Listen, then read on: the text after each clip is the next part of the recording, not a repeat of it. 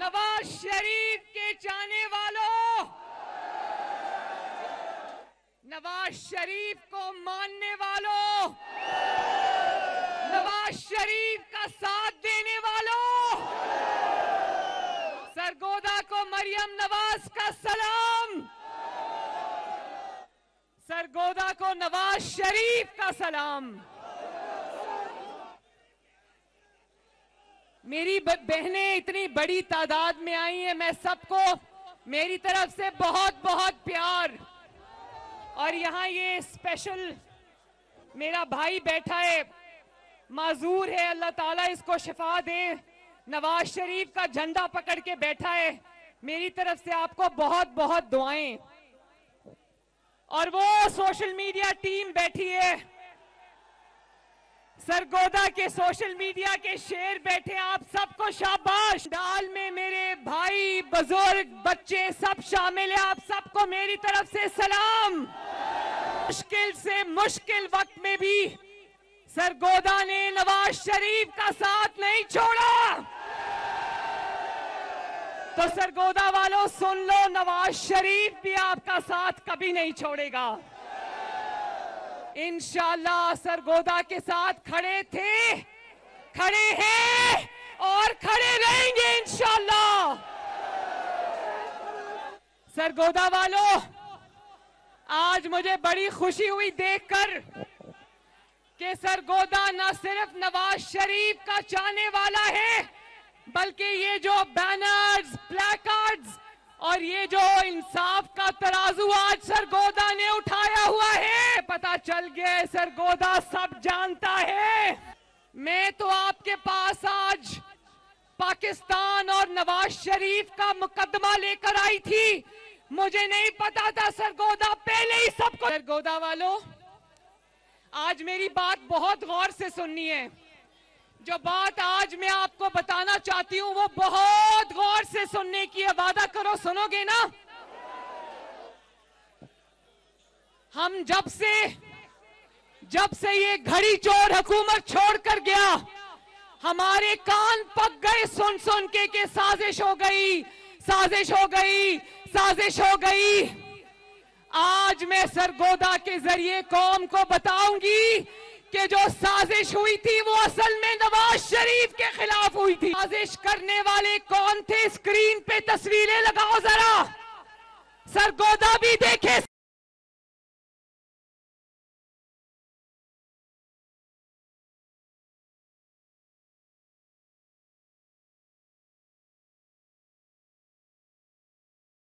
आ रहे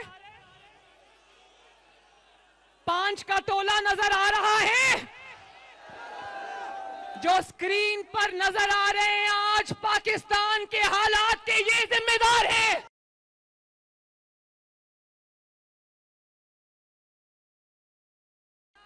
general retired Faiz Hamid था, जिसने अपने आप को खुद ही पाकिस्तान का chief of army staff appoint कर लिया था। और उसको क्योंकि चीफ बनना था, उसको मोहरे की जरूरत थी, उसको सियासी चेहरे की जरूरत थी। तो नवाज शरीफ तो वो मोहरा नहीं बन सकता था, आपकी कुव्वत से आता था। नवाज शरीफ अवाम का नुमाइंदा था, नवाज शरीफ उसका चेहरा नहीं बन सकता था। तो फिर उसने किसको उठाया? इमरान खान घड़ी चोर को उठाया। पीडीएम की जमातों में से एक बहुत अहम जमात के सरबराह ने मुझे खुद बताया कि जब उन्होंने जनरल फैज हमीद से कहा कि तुम ये नवाज शरीफ के साथ ज्यादती क्यों कर रहे हो, तो सरगोदा वालों सुन लो, जनरल फैज हमीद ने कहा नवाज शरीफ अपने कद से बहुत बड़ा हो गया, उसको कट टू साइज करना पड़ेगा। ये था, और उस घोड़े का नाम है घड़ी चोर इमरान खान। 2014 में उसका धरना नाकाम हो गया, फिर उसका लॉकडाउन नाकाम हो गया, तो फिर उसने दूसरा तरीका सोचा।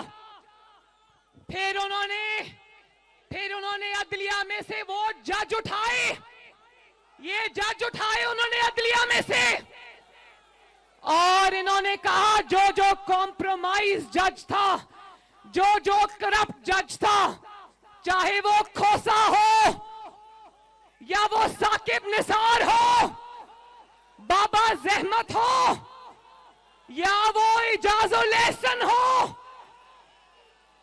या वो मुजाहिर अली नकवी हो,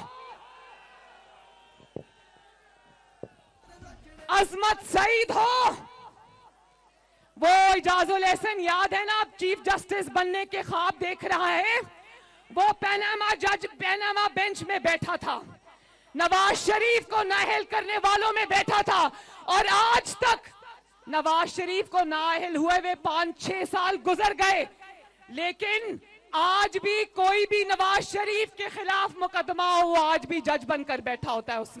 और जब इमरान का लॉन्ग मार्च नाकाम हो गया, उसका लॉकडाउन नाकाम हो गए, तो याद है ना, इसी खोसा ने उसको कहा दर बदर ठोकरे क्या खाते हो, पैनामा केस मेरे पास लाओ, मैं नाअहल करूंगा नवाज शरीफ। हर फैसला नवाज शरीफ के खिलाफ आता था, चोर चोर करते हुए इकामा पर बाहर निकाल कर फेंक दिया, सदारत से बाहर निकाल कर फेंक दिया, बीवी ने लंदन में तड़प तड़प कर जान दे दी, लेकिन नवाज शरीफ के इंतकाम की आग ठंडी नहीं हुई।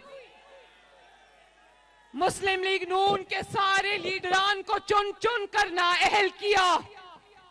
आज जब एस्टैब्लिशमेंट ने इस बदबूदार गंद जिसका नाम इमरान खान है, इसको अपने कंधों से गंद का ये टोकरा उठाकर फेंक दिया, तो ये टोकरा आज इन 2-3 जजेस ने उठा लिया।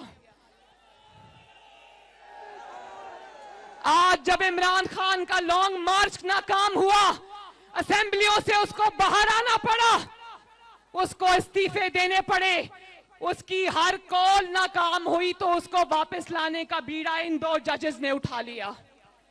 आज जब इमरान खान की सियासी मौत नजर आ रही है, तो सियासी मौत को जिंदगी देने जस्टिस मुजाहिर अली नकवी और जस्टिस इजाजुल एहसन आज फिर मैदान। फैज की बाकियात है, फैज की, वो आज भी कहीं बैठ के ऑपरेट कर रहा है।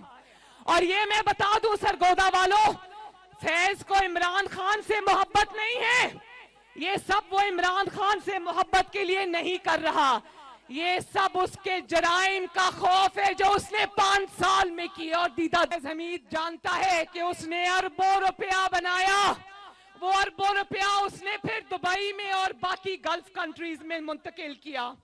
और मैं ये बता दूं कि ये जो ऑडियो आज आई थी 2-4 दिन पहले, वो सुनी थी ना परवेज इलाही साहब की, जरा ऑडियो चलाएं।